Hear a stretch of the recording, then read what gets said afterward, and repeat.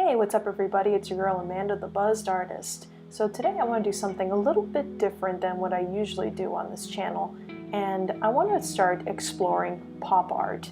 Now, for those of you that don't exactly know what pop art is, basically it's comic book style, very line-drawn representations of art that kind of represent trends in our culture. So you may recognize some of these kind of paintings and artists like Roy Lichtenstein to like Andy Warhol. You may recall the Campbell's Soup art. So that is an example of pop art.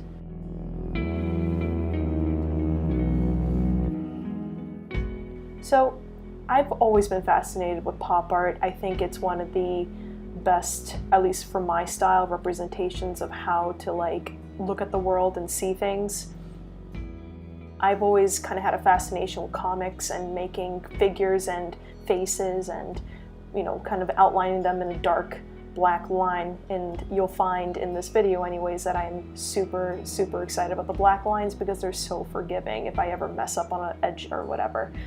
So in this video, I'm going to be using about 5 different types of brushes and about 5 different types of paints, including a titanium white color.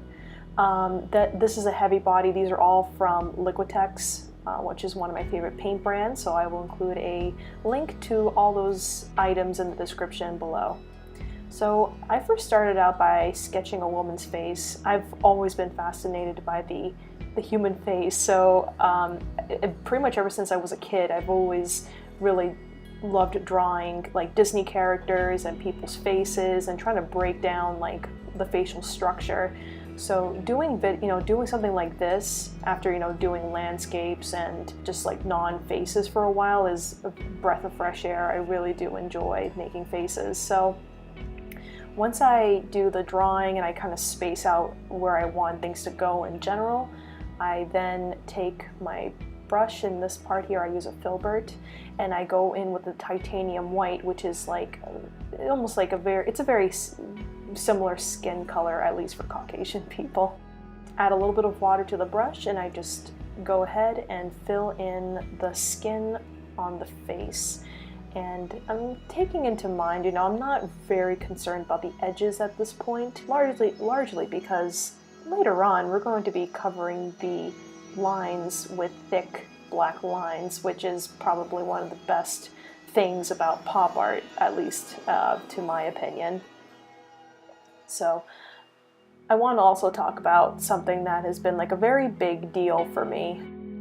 When it comes to your style and when it comes to art, art is like your way of expressing yourself and your way of really just coming to your own. So for me, the best way that I can represent my art and what I really can lose myself with, it's making art like this. It's, very comic book style-esque art, and I don't know why, but it just always felt right for me. It always felt like this was where I belonged. This is, there was a very big part of my life where all I wanted to be was an animationist for Disney. Obviously, I didn't really pursue that dream, but I kind of felt like it always kind of stuck with me. I always loved to represent faces, and I just practiced. I practiced. I picked up a pencil, I took my sketchbook, and I just went at it day after day after day. And I'll be honest with you, I don't think I have all my old sketchbooks anymore. I would show it to you, but I think I may have just thrown them away, back when I didn't think I'd be doing art as a major portion of my life. And I kind of regret that now, but I'm sure if you went to a dumpster somewhere, found those old sketchbooks, you'd be able to see a bunch of horrendous drawings and works in progress. And I just want to say this because in this channel I want to focus on the fact that we are all artists at our own levels. You don't have to be at the level that I'm at. The level that you enter in is an okay level to be at and to accept and love that level. So now that we can focus back on this drawing here, I went ahead and added in hair, as well as the pupils of the eyes, and I filled in the lips as well.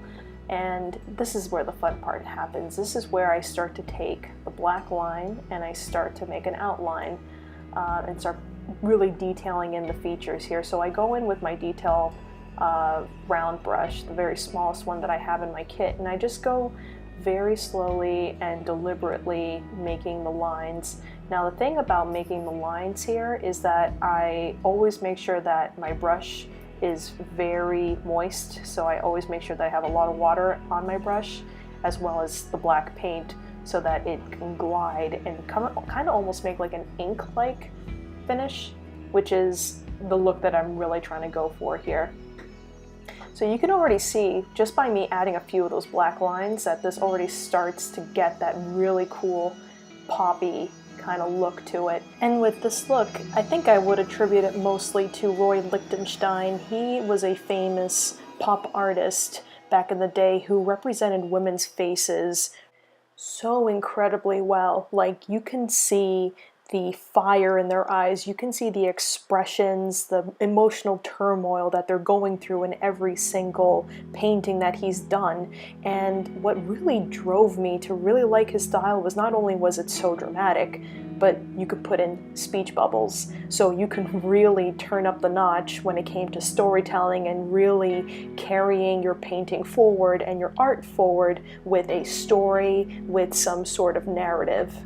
And it really does change the artwork, you know, for so many different reasons. You know, if you had an artwork that was very serious, it had this very serious, you know, expression, and then, you know, the speech bubble on it has something very, very silly, then that completely changes the outlook of the piece itself. And for me personally, it just tells a different story. And for me, when it comes to art, art is all about storytelling. It's about showing where that piece has been in their life, even though, you know, they only live on paper. It's up to you as the artist to really, you know, kind of just express your journey through your painting and show people, you know, this is where this person or this representation has been. You know, this is kind of where they're at with their life. And I know that sounds cheesy and really like out there, but that's how I've always viewed art. Art is never a mistake, because you're not a mistake. You are your own most truest expression. So when you put your hand to a medium onto a piece of paper or to wood or to canvas, you are in some way capturing a part of your life that you are deeply entrenched in. And I don't know what this painting will say about me per se, but what I do know is that this is an art form that I have not really touched in a while. And I guess this is me kind of just spreading my wings a little bit and flying. For those of you that don't really know my story too well, I grew up really loving art. Like, before I could even talk, before I you know, could barely stand, I was able to draw and paint. It was something that I always identified with, and it was always that place for me to be really quiet and to contemplate and to show my feelings and emote things and to process things that were happening before me. For some reason, art was a place I could not make a mistake. And for me, art was a way to explore possibilities without judgment. And growing up, you know, through the society I lived in, art was not something you did. It was a nice side hobby. It was something that you could do when you retired, but it wasn't something you could really, you know, stand on. And that kind of, you know, that was hard for me to kind of accept, but, you know, I kind of figured this is true. I have to go and pursue something that will help me make money and to live my life. So I decided to go into engineering, to pursue the sciences, which was an adventure. I will say this, you know, I never regret, you know, doing that profession. I, you know, went to school for 5 years to get my master's in mechanical engineering, and it was a very big adventure. It was a way to prove that I could do science and that I could excel in that field. But what was really sad was that I didn't really touch art very much during school or even after, when I decided to work for an engineering firm. What was really sad was I just had all my artwork stashed in the closet somewhere. Kept looking at it longingly, thinking to myself, one day I'll get back to you, one day I'll do this. And that day just didn't really come for a very, very long time. And then finally, I just said to myself, you know what? I have to make my own opportunity. I have to go ahead and do this. So I picked up a brush one day and decided I'm just gonna have to start doing this again. And here we are. So that's my own sappy love story about how I came back into art and to doing this and taking it a lot more seriously for myself and for my life. So do you have any art stories? Is there something that you've always wanted to do with art that you just never felt like you had the courage to do or the wherewithal to do it? And comment below, let me know. Let me know if there's something that you're struggling with artistically, and I'm here to help you. I'm here to support you any way I can. And also let me know if you enjoy this type of video where I'm just drawing and I'm just kind of taking you on a mental talking journey with me. Please let me know in the comment section below. Also, if you haven't already, please be sure to subscribe to my channel and to like this video so that you can see more awesome videos from me in the future. Okay, so I think it's time for some sexy close-up shots. Alright, this came out awesome. I'm gonna probably hang this up somewhere. I'm so proud. Thank you very much for listening. It's been so much fun talking with you. Love you all.